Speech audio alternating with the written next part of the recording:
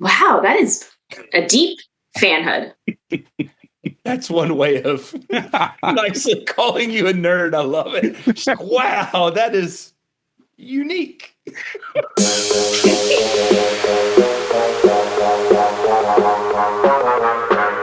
Welcome to today's episode of The Interim Era. My name is Matt C., and I've got Mark Palmer here with me today. Mark, what's up? How are you? I'm doing great. Looking forward to this conversation. My resume has been reworked many, many times, and so is my LinkedIn profile. So I'm really excited to hear what Hayley has to say on this. Yeah, so we're talking all things career coaching, resume, LinkedIn today with the one and only Hayley Drake. Hayley, how are you? I'm good.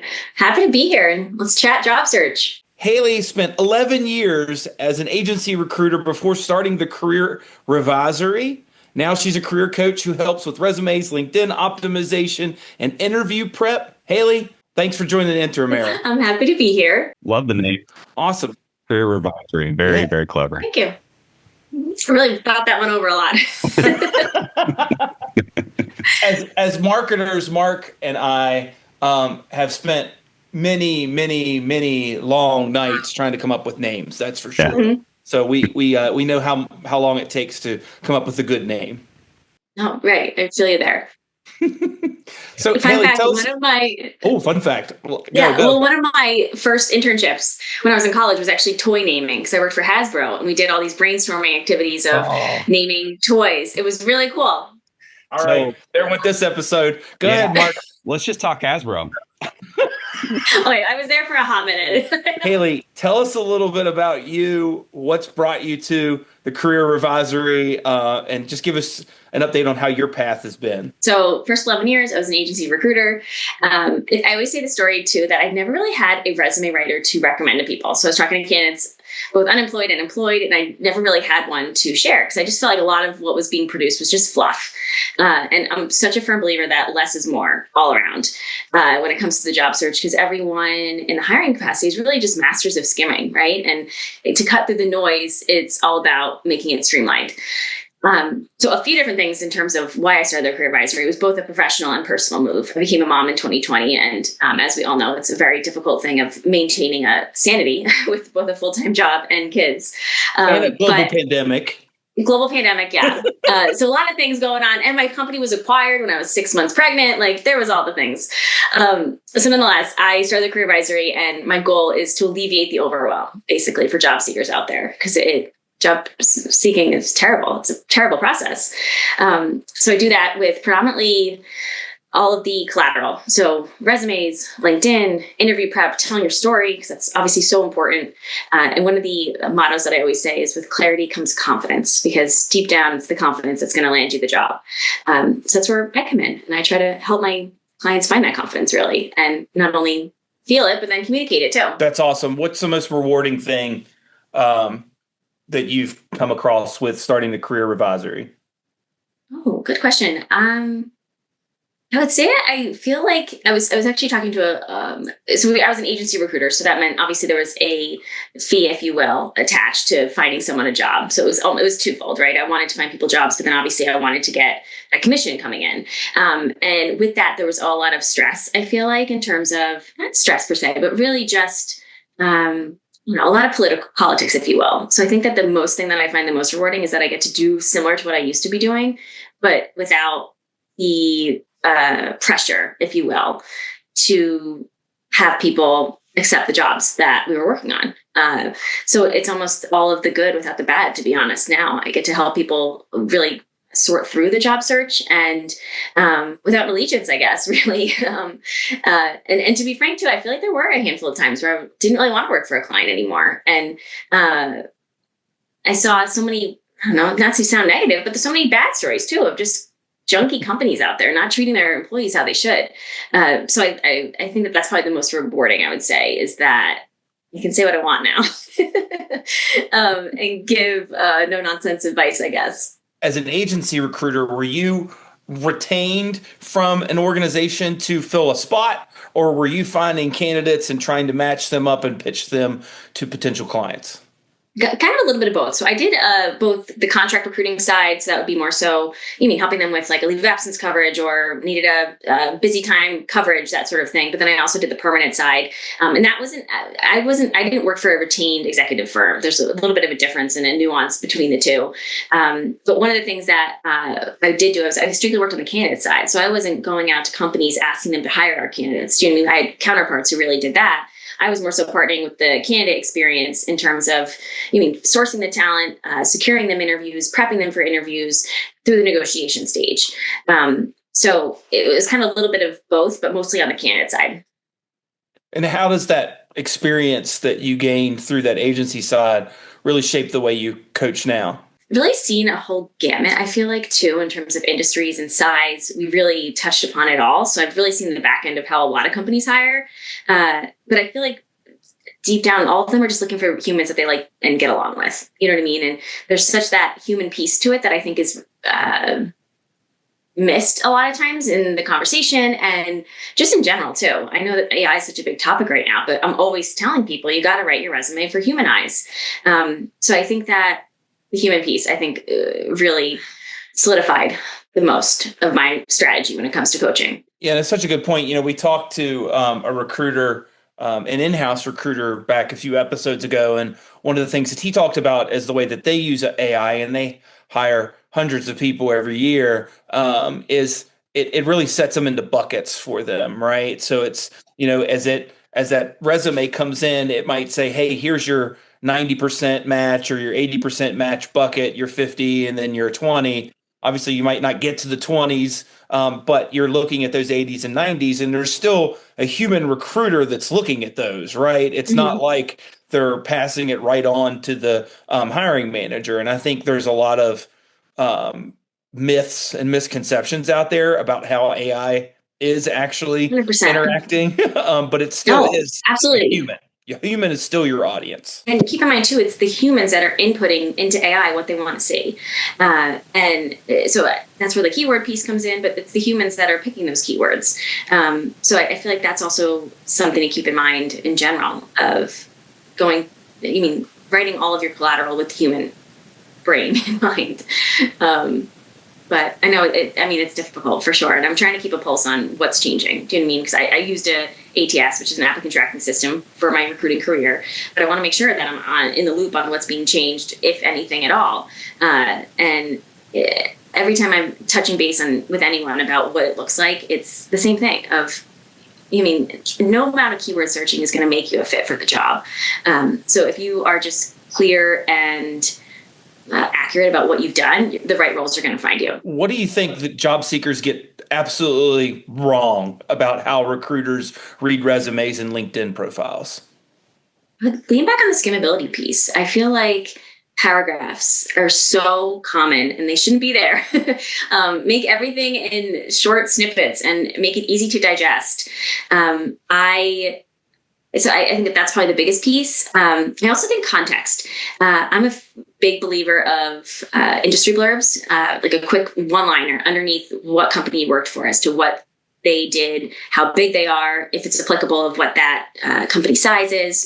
For example, if it's in HR, internal comms or something like that, how many employees, details like that are appropriate to include based on your experience. But I think that context is so important. And then on top of that, like, what does your team look like? How did you and your role affect the overall bottom line of the organization? So that context piece, I think, is also super important and missed out a lot.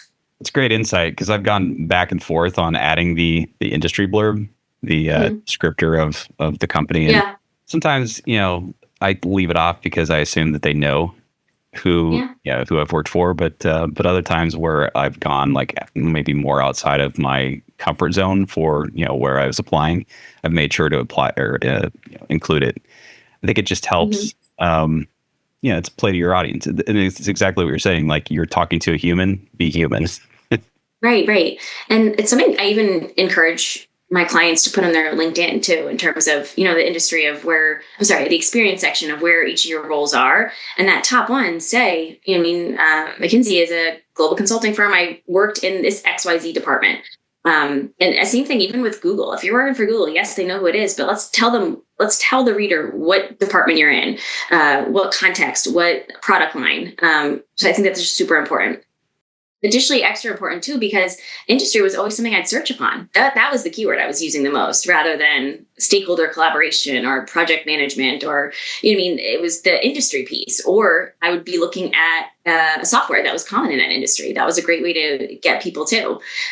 So I think that's an overlooked piece and easy to add. Mark, have you paid someone to update your resume before? I have not. I have, for probably the last 10 years. And I can tell you that it's been very beneficial in my eyes. And Hayley, I would love to hear your pitch on, I think, we've talked about the drain of mental health and financial drain on being laid off. But you still at times have to look at, how do I invest in myself? And it's not just investing in yourself by applying for a role that you think fits you and reaching out and all of that. But sometimes there has to be a little bit of financial investment in yourself. And if you don't work for an organization or have been laid off from an organization that maybe provides some sort of outplacement support, talk a little bit about how spending a little bit can actually go a long way to have somebody help you in this process. I think it's twofold, obviously. I should also add that I do outplacement as well. So I consult for an outplacement firm, and for that exact reason, because I love the fact that a company is paying for me to help someone. You know what I mean? Because I agree with you. I feel like when you're out of work and things are uncertain, you want to make sure you're doing your due diligence on where your finances are going. And I actually preach about that a lot too on LinkedIn, on posts of make sure you're doing your research. You don't know, you want to make sure someone reputable is reviewing and giving you what you need. It's also another reason too why I offer a tune-up, which is really just an audit and a recommendation for people so that they can then take this strategy piece and put it into place. Because of course, not everyone can afford a resume writer, and or maybe they don't even need one. Maybe they just need a little bit of guidance to get them to the next level. I think there's also a lot of free advice out there, including from me. So if you have the time and the energy, I think that, and maybe this isn't the best way to sell my services, but I also think that people can write it themselves. You know what I mean? My goal is to ultimately provide that type of guide so that you can. And then if you don't want to, you can get the premium service of getting a resume writer. But I think that there's a lot of advice out there. You have to take everything with a grain of salt. But also, you also know your experience the best. So I feel like myself, when I am having calls with individuals, I think one of my superpowers is being able to really bring up things that they should have in their resume that isn't there already, and giving those ideas. And the context piece comes into that a ton of, how can you make this a metric? How can you make impact on this? How can we showcase this? Like, yes, that is absolutely needed. But I also think that if you just put the time and effort into it, you can do it yourself, leaning on the advice of professionals, because there's plenty of advice out there. So how do you pick the right one? I would say that, and Mark, you probably had this too, like, my gosh, Hayley, it's like a vape shop or a mattress store or a car wash in my town. Not to compare you to a vape shop, but they're everywhere now. You did. It's like, yeah, I did. I'm sorry. But it's like, hey, I'll do your resume. Hey, I'll do your resume. Hey, there's people everywhere. And I know there's a lot of people that I've spoken to as I've done some networking on LinkedIn over the last 5 months to where they're like, I've spent 300 here, and then I spent 100 here, and then I spent 400 here. How do you find the right one? There's so many out there. How do you find the right person to write your resume for you or help you write your resume? I would say, well, you have to do research. Like any type of investment you want to make, you have to do research. I would say my first bet would be asking someone in your industry. And this goes for recruiters too, mind you. If you're looking for a headhunter, I think the best way to find that is someone in your industry, because you want to find someone who really knows the ins and outs of that. I can say what I wouldn't do. I wouldn't do like Upwork. I wouldn't do, something like that where it's a quick hit. And you usually get what you pay for, to be honest. If it's a quick and easy something, I feel like that's usually not going to be the best resource. But I would say recommendations are the top. But then also I would look at their background, make sure that one, they've either been in a recruiting seat or in a hiring capacity. I really like when it's someone from HR, though, to be frank, because they're the ones that are in that first line of defense of they've been in the seat of reviewing hundreds of resumes a day, or they've been in the seat of hearing from hiring managers directly as to what they actually want to see. So I really like that idea of someone who has an HR or recruiting background, predominantly recruiting. And then I would just see what I really think that industry is important too, where if they know the industry in and out, they can really help you in terms of figuring out what you're missing. So first, you're a kindred spirit because I can tell right now that you're really about helping people. And that's what Matt and I are always about too. That's like what we seek out in our careers. So I have not paid for somebody to assist my resume, but I have definitely tapped people for it before, including my sister-in-law, who's a very talented writer for won't name where she works, but she's awesome. Mm-hmm. And she really helped me draw out some of the details that you're talking about. Mm-hmm. I suffer from what I like to call Midwest modest. So I'm really great with telling other people's stories, but not my own always. So it's just not a very braggy person. So I know the facts and figures and the results and all that, but sometimes it takes a little to draw that out. And that's really what you have to do. You have to toot horn to really stand out in this marketplace. No, I totally agree with you. And it's a problem a lot of people have. It's hard to brag about yourself. But I think when it comes down to it, you're right. You can tap other people, ask for their input. I always have a free resume template too for anyone who wanted to do it on their own and the template I think is most important for the ATS pieces, because you'll see the Canva templates and those are disaster waiting to happen for an ATS. They look beautiful without a doubt, but they do not parse well into a ATS, which, as you probably know, is an applicant tracking system, which is just a fancy filing cabinet for your resume. But I think that's great that you have those trusted advisors that you can ask for that type of feedback. Because again, it's a premium service. Not everyone does need it or want it, and that's okay. So you mentioned ATS a couple times, and that's something we've talked about in the past. There are so many of them out there. How do you keep up with just how they're evolving and changing, and really what they're doing for on the other side, as far as maybe knocking you out or not knocking you out, helping get all that. Like I can't even count how many there are now. Like it's just there are a lot. It's funny you bring that up too, because I recently was actually diving into PDF versus Word and which one's best for the ATS. And on the ATS that I used Bullhorn for the whole 10 years. And I've colleagues and former friends, what have you, that use different ones. And I had a friend who I trust very much, and she was like, no, I hate Word. You got to use PDF for Workday.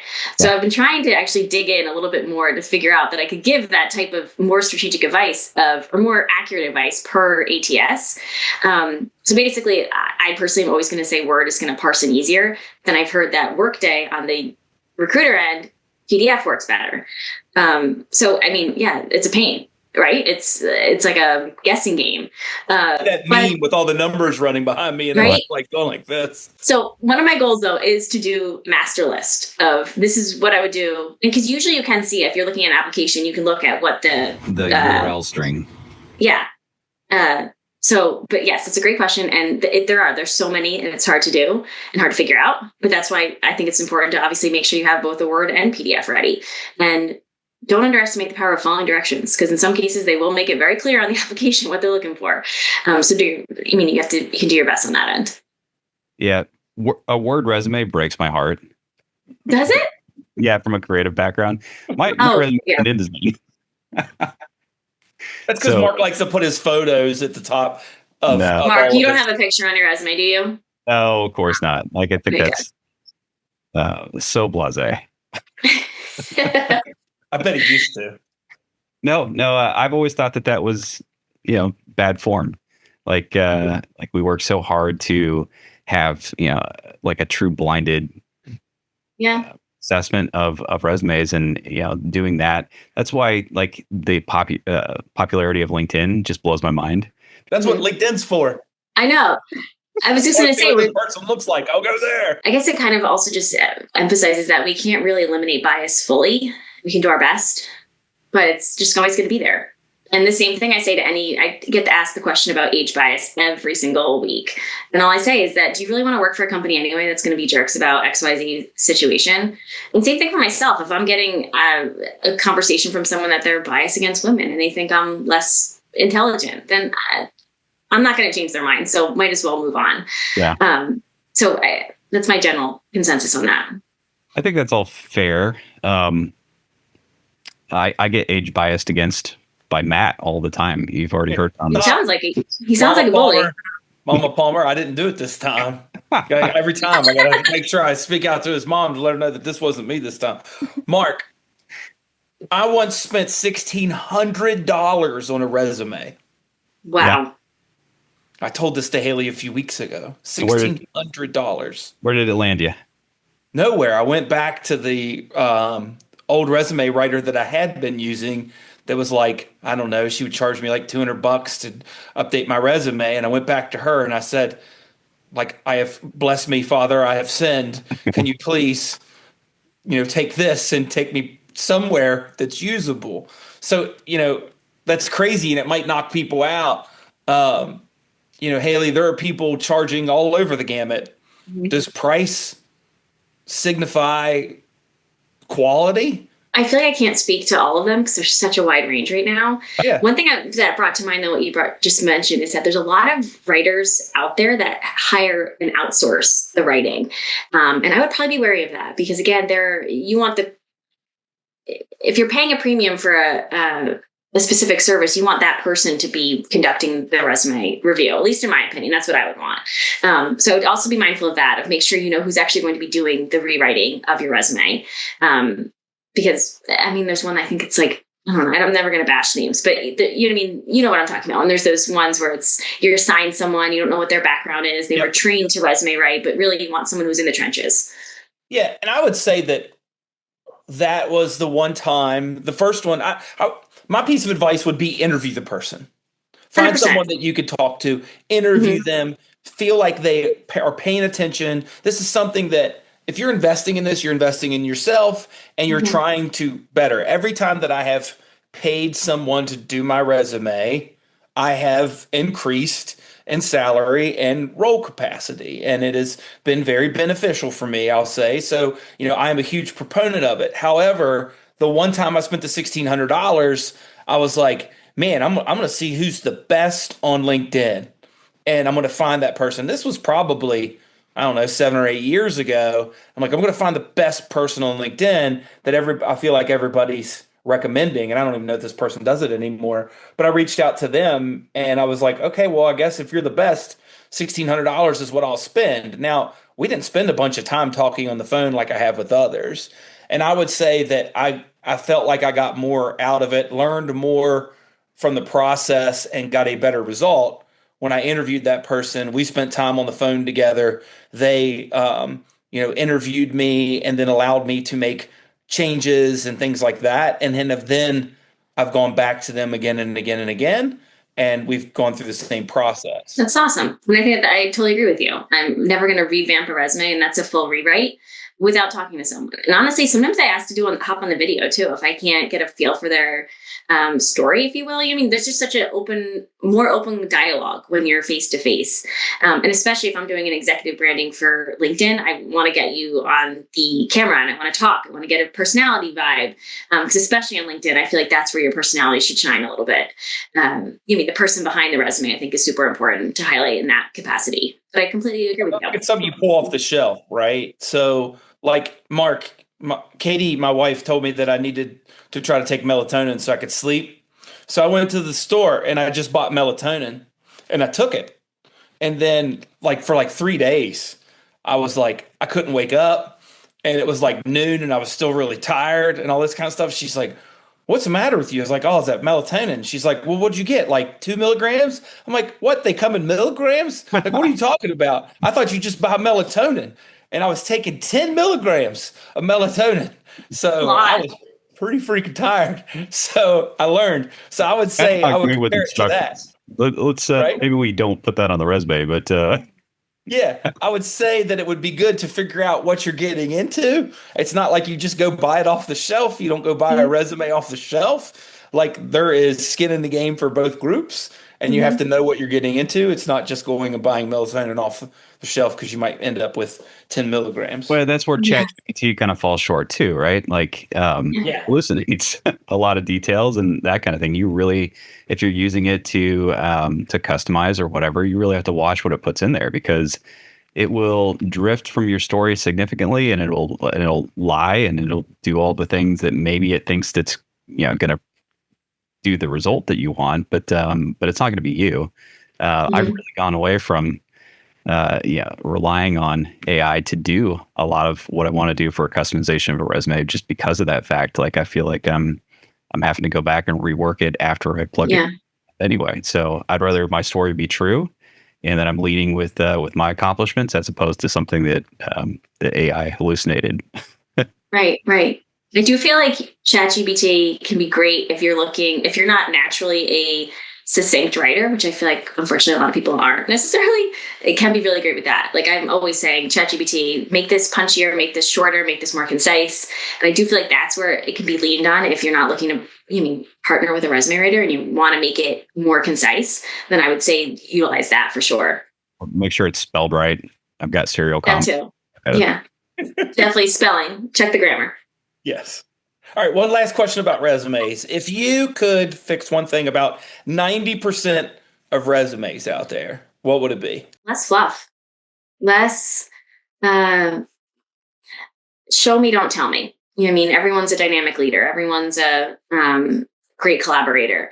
I think that showing with details is more impressive than a laundry list and some buzzwords that you think might sound good. So I'd say, less is more and no more fluff. Cut to the chase. When I first started this, I spoke to someone who was in a similar role as yours, Hayley, and what they told me was, think of the people that are actually looking at your resume when they actually get a chance to do it, how much time they're actually spending looking at it. And write for that. I think we like to, especially as communicators and marketers, but I think everybody does. It's like, all right, I'm going to tell my story. It needs to be like a novel. Like, sit down, grab a cup of coffee, and like really dig into who Matt C is. Like, I'm really thinking you're going to do that. When their attention span is way shorter and smaller than that, they're used to consuming media as TikTok and short snippets and things like that. And you expect them to sit down and actually read it like it's the greatest novel to hit the shelves. And I think that was really good advice. Yeah, and I'm just curious what you think. No, I 100% agree. I think that if your resume is not screaming out exactly what you do and just making it super clear, it's going to be overlooked. One other thing you asked about the resume piece, one other thing that I think is overlooked is job titles and how convoluted some of those internal titles are that your company gave you. They're proprietary to the company. You don't have to use those. Obviously you can always put, and if you're ever nervous about like leveling or like background checks, whatever it may be, you can always put your original title given to you in parentheses next to the job title that is more indicative of what you've actually done. Because I feel like just as a recruiter too, that was something I would always be skimming on. Okay, what was their title? You know what I mean? What was their leveling? What was, that's a skimmable piece of your resume that is overlooked in terms of making sure it's really clear. What about that's great advice. Matching that to LinkedIn? Because if you customize for a job title that you want for a job that you are applying to, then there can be drift between the resume and LinkedIn. Is that a problem? No, that's a great question. No, I usually say that you want to match. You want your resume and your LinkedIn to match. And I don't think that you should really tweak your job title per application. I do agree that maybe some small tailoring in maybe like the summary section is a great move, but I do think that you should pick a job title and stick with it. So I don't recommend tailoring it depending on what you're applying for. But that's where I'd say that if you're nervous about how it looks on the outside, and the only way I would really recommend, or the only thing I keep in mind with that is if you have people from your old company that you don't want to confuse in terms of what you've done. Does that make sense? For that networking piece of keeping that original title. But in most cases, like a small tweak can make a big difference. Even if it was like a director of communications, are you director of internal? Are you director of external? Or is it both? Making it super clear on your title, I think is important. But yes, make sure it matches so it's aligning. Yeah, my favorite like mismatch on a title I won't name the company. It was a good sized company, but to get in the pay band I needed to be, they gave me a title that was completely different from what I actually did. That's hard. Yeah. I mean, especially like financial services, there's so many VPs, there's so many associates, and they have the twos and the threes, all the levels. So I always say, focus on the jobs that you want to when you're adjusting those titles. And I never suggest obviously adjusting outside the realm of your actual level, right? In terms of if you're a director, don't go put your VP or whatever it looks like. But in terms of function, I do think it's important to clarify. Well, you know what they say. Nobody's going to be able to fact check if you're a regional manager for the Southwest of Blockbuster. So this is true. Not anymore. Not anymore. All right. So playing on LinkedIn, what actually makes a LinkedIn profile stand out to a recruiter, Hayley? Information, for one, because you're not going to be found if you don't have the whole gamut filled out. And when I say filled out, I mean more so just specific details, especially in the experience section, especially the about section. And obviously your headline needs to be quick and succinct as to what you do. I focus too a lot on the first few words of the headline because that's the only thing that's really shown in the recruiter search result list, if you will, right? Because they have to click on your full profile to see the full, 240 characters or something like that. So I really always say, I'm always putting the exact titles and or leveling, whatever it looks like, in that first block of text. What makes you stop as a recruiter looking at those? What would make you stop? Was it director of external communications at X, or is it some of those intangibles that maybe folks are putting in their headlines now? I would say mostly the leveling, and I like industry, including that in the headline too, of like healthcare CEO or, marketing director out of health tech or whatever it looks like, something like that. So again, they're looking for the skimmability piece. They want to know if you actually have. They probably have a hiring manager who wants a director with healthcare, with marketing, and make sure those are really clear that they're in that headline. Does that answer your question? Yes, absolutely. But hold on. Take Transformers fan out of mine. So 1 second. Right. Yeah. So no, but then that leads me to say, I think the ones that stand out and actually make you want to be interviewed are the ones that have personality. So myself, I have toddler wrangler in my headline. And again, it brings up a lot of conversations and a lot of, mutual respect of people battling. But to add on to that, I think the other thing is really showing your personality and who's going to actually be sitting in those meetings with you, who's going to be chatting with you. So I say personality in the about section, make that conversational. There's a lot of executives out there that will use the third person. Personally, I really like first person. Opening up as a conversation. So I think a little bit of both. I think concise, as I'm going to say, and showing personality on LinkedIn is important. All right, Mark, hot takes. Hot takes. All right, hot takes. Hayley, rapid fire questions. Hayley, cover letters are dead. Absolutely. Done. Buried. All right, good. LinkedIn is more important than your resume. I'm sorry. I think they're equally important. Yep. All right. Agree. Mark, you agree? No, I do. I think they're two sides of the same coin. And I think you have to be consistent. That was something when I was reviewing resumes and whatnot, I would go and check LinkedIn and make sure that they were consistent. Yeah. Yep. No, I think that's a really good point. Hayley, employment gaps don't matter anymore.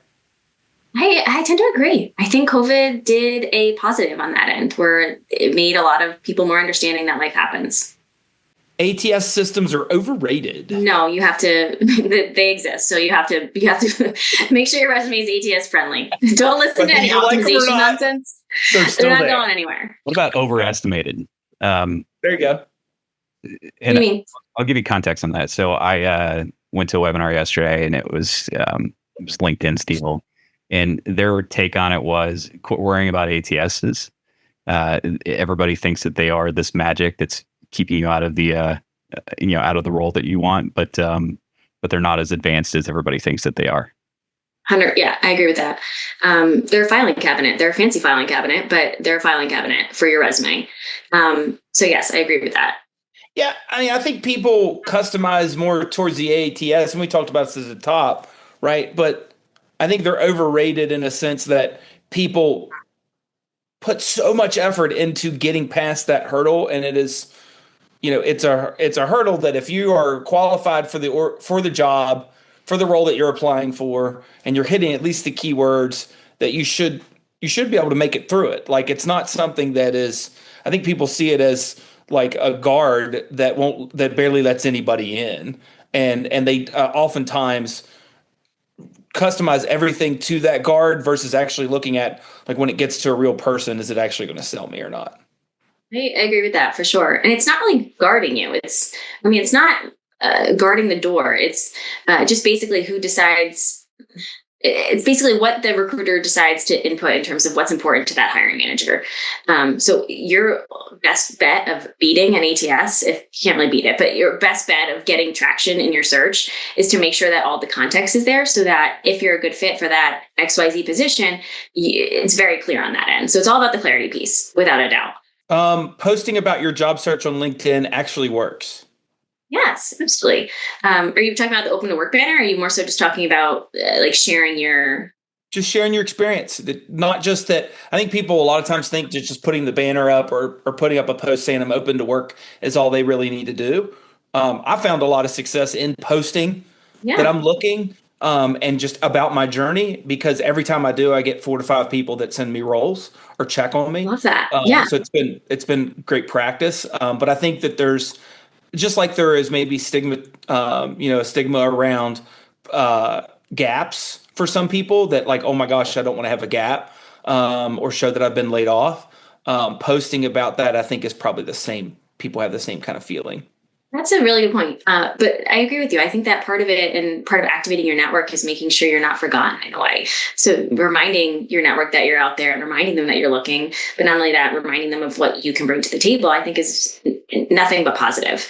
And undervalued LinkedIn tactic, though, I think, is also just commenting and getting involved in the conversations in your industry, because that's, I think, one, it shows the algorithm that you're active. I mean, LinkedIn will reward people who are active on the platform. So one, it does that, but then also it just keeps you, again, in the background, if you will, of the conversations that are happening. So I think commenting is really underrated, and especially when it comes to even the companies that you are targeting, your target companies. So many companies are taking on ambassadors, if you will, where they have these employees that are really active on LinkedIn. Get in those conversations. That's how your name becomes more well known to the key players. Love that strategy. Yeah, great advice. Hayley, just something else that's come up. I think it comes up for anybody that's in this interim era. I'm scrolling through LinkedIn, or I'm talking to somebody I've been networking with, and they get a role. And man, that sounded like a good role. It's a marketing director role or VP of marketing role or something like that. Oftentimes, I think as you're going through this for the first time, you get that feeling of like, darn it, that should have been me. That should have been mine, right? But it's not, right? Like, it's not. I think it took me a minute, but I think now it's more of, well, heck yeah, somebody else landed somewhere. So I think that, and I posted about this a few months ago, but that's not your role. That wasn't your role. Yeah. So you should be celebrating everyone that is getting out of this kind of interim era into something new. How do you feel about that? And how do you talk when you're talking to the folks that you're coaching? How do you kind of help them through some of that? No, I totally agree with you. I think you should celebrate too the positive uptick in the market when you see those types of hires, because I think that's the bottom line right now, is that there's more people looking than there are jobs open, and that's why it's so difficult. So when we're seeing more and more people hired, I think that's we should be celebrating that aspect to it. But I also super agree with you that that wasn't your role, and your role is out there. And I mean, I've talked to so many people job searching in the past decade plus, and I really never have had a situation where it didn't work out. You know what I mean? In terms of, I'm a firm believer. If you need to take a interim job, if you need to take a consulting gig, if you need to take a just for now role, that's completely fine, but it will all work out in the end. And it always does. And I think that when you put out that right energy of the right role is waiting for me, and it is out there, and it's about timing and hustling, obviously, at the same time. But I think when the powers come together, it will make a lot of sense for everyone. Absolutely. Mark, you'll appreciate this reference. I think there was an article that came out, maybe it was about a week and a half, 2 weeks ago now, that was all about an ex-Google employee who's looking for a role, and said that it was on MSN. Yeah, and said that, hey, all recruiters are looking for nowadays are superheroes. And my comment back is, well, yeah, they're looking for superheroes, but not everyone is your Metropolis, right? Like, not everyone is your Gotham City, and you're not Batman, right? So I think that you're looking for your city, your Metropolis that you can support as that superhero. You'll be somebody's superhero, right? It just might take some time. We had different takeaways on that article because I just changed my headline on my resume to "I'm Batman." I'm Batman. Well, it'll work. If Gotham, yeah, that's what I've been sending out. It just says I'm Batman. You're my Gotham. Let's do it. I have to say though that finding companies looking for unicorns is not new. Do you know what I mean? That's been a battle for recruiters forever. So again, it just comes down to it's a tough market right now, and the right role's out there for everyone. The right company is there. Well, and it's not always the hiring manager either. It's definitely not. Our friends in HR or TA. Like sometimes it's influences from the top. Like you'll bring a great candidate and say, hey, this is exactly who I need as a hiring manager, and there's still another sign off on there. So whoever's above, they're the ones oftentimes saying, how much can we squeeze out of this, or is this truly a unicorn?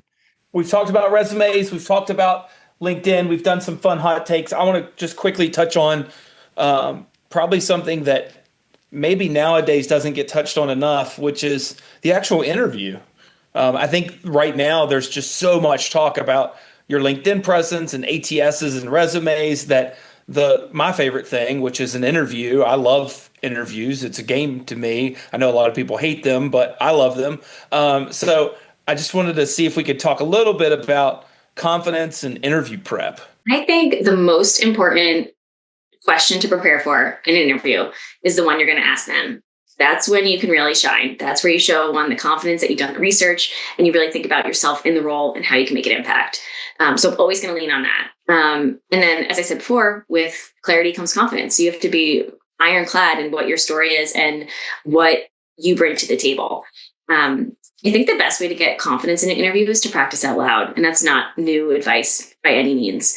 But I am also not really a big fan of the STAR method, to be frank. I think interviews should be more conversational. And I think that it comes back to the human piece. If they want to hire someone that they can get along with and that they can lean on when they need help on XYZ, and who can step in when their kid is sick and they can, need help with, help, I'm going to be late to this. Can you jump in? So I'm a firm believer of that. It should be a conversation. And yes, you have to be ironclad in telling your story and having that confidence to do so. But in the end, it's going to be who has the most confidence and who has the most connection with the team. 100% agree with that. I know Mark and I interviewed that way, and we love to be interviewed that way. So 100% agree there. Hayley, what's the number one thing that people do to blow interviews? Not ask questions. I would say not ask questions and ask the right questions to make it clear that you have thought this over. And like anything, I think research and grit are probably two of the biggest qualities that you need to be successful in the job search, especially right now. And that's where you can really showcase that. Yeah. So not going out to Google and searching what's the best question to ask at the end of a job interview, right? And using some of those generic ones, but actually thinking about the role, thinking about the organization, and asking a true question. Right. Like I love questions like, what are the biggest pain points? Or what are you hoping this hire will help in terms of that pain point? Or what is the team dynamic? And how am I going to interact with XYZ division or that team? Or questions like that, I think just showcase that you're really thinking about actually walking into the team and what you can do to make an impact. Or how will this role that I'm interviewing for affect yours? Like, how will we work together? Yes. Love that one. Fantastic question. Awesome. Hayley, I don't think I've been told no this many times since I was a kid trying to play with fire. How do you how do you tell your folks to regain confidence after multiple rejections? You can tell that Matt has never truly been like in a creative role, because no is like the first word you hear on everything. So more strategy. Hey, I mean, it's hard without a doubt. I think you have to protect your peace a little bit. I think setting expectations correctly is also appropriate. I think there's a lot of conversation and the dialogue right now about, oh, I've applied to 300 jobs and all I've heard is no, or I've been ghosted, XYZ. But I always want to respond back, and I don't publicly because I feel really bad because they're obviously in a good place. But wait, how many of those roles are you actually a good fit for? You know what I mean? You're doing a spray and pray approach. You're not really being strategic. And again, I know there's a lot of people who are being strategic and still not hearing what they want to hear. But that's the first thing I would say if someone's getting a lot of no's. And then the other thing I think is just really leaning on the fact that the right role is there. And I know that that's not really a great strategy, but I think that when you have to balance what you're doing right now to maintain the confidence, maintain your sanity, really. Get outside every single day. Do not stand in front of that computer and work for more than 3 hours on your job search, because that's just a god-awful experience for everyone.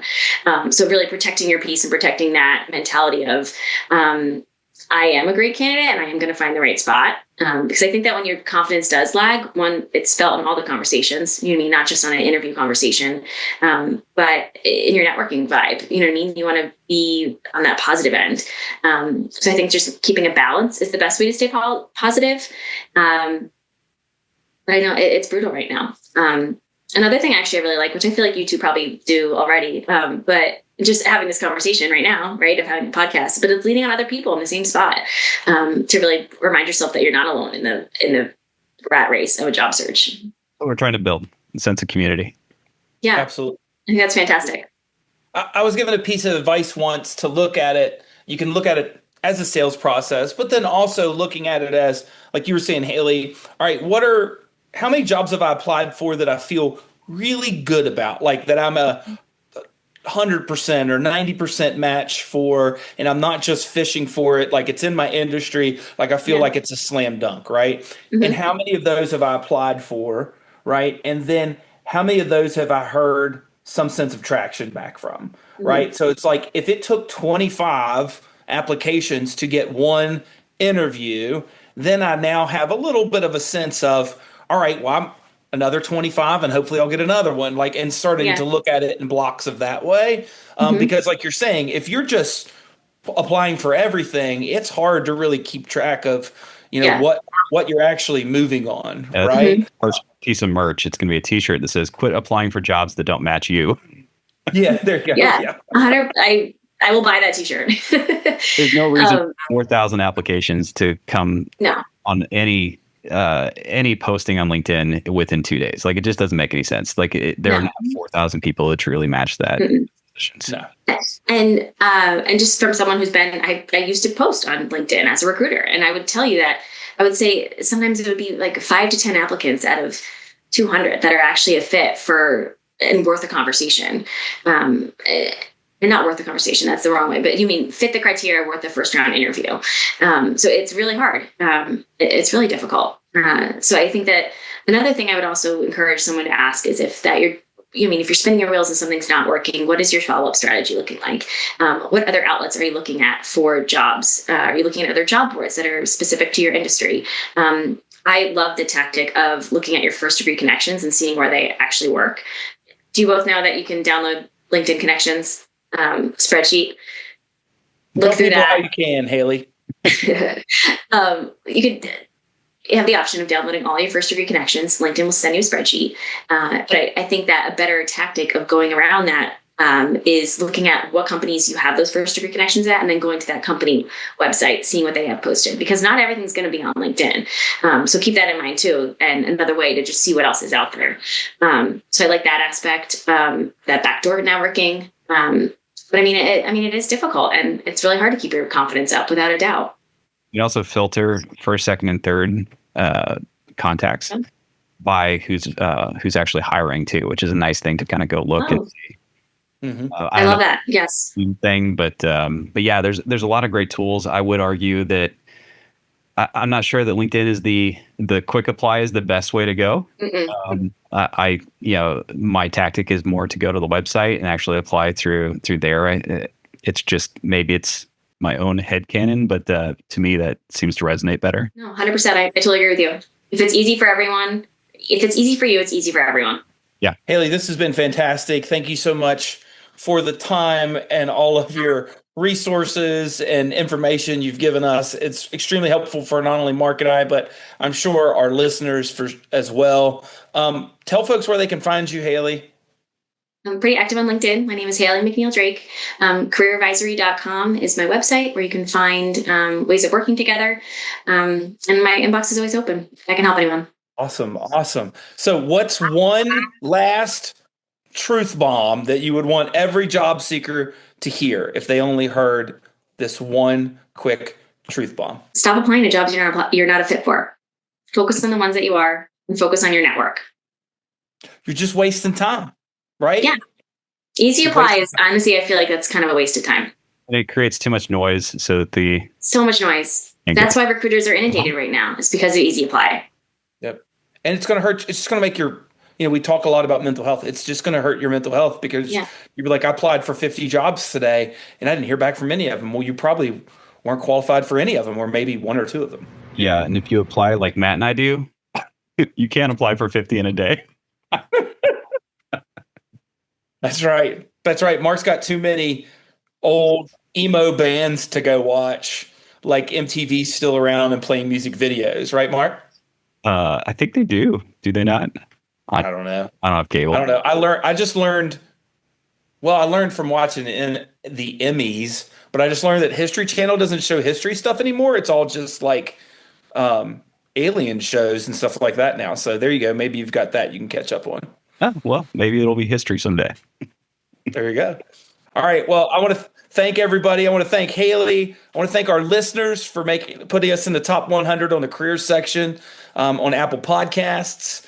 Keep sharing this with your friends and those that are in the interim era. We're excited to come back with another episode in just 2 weeks. For Mark Palmer, I'm Matt C. Keep moving on. This is the interim era.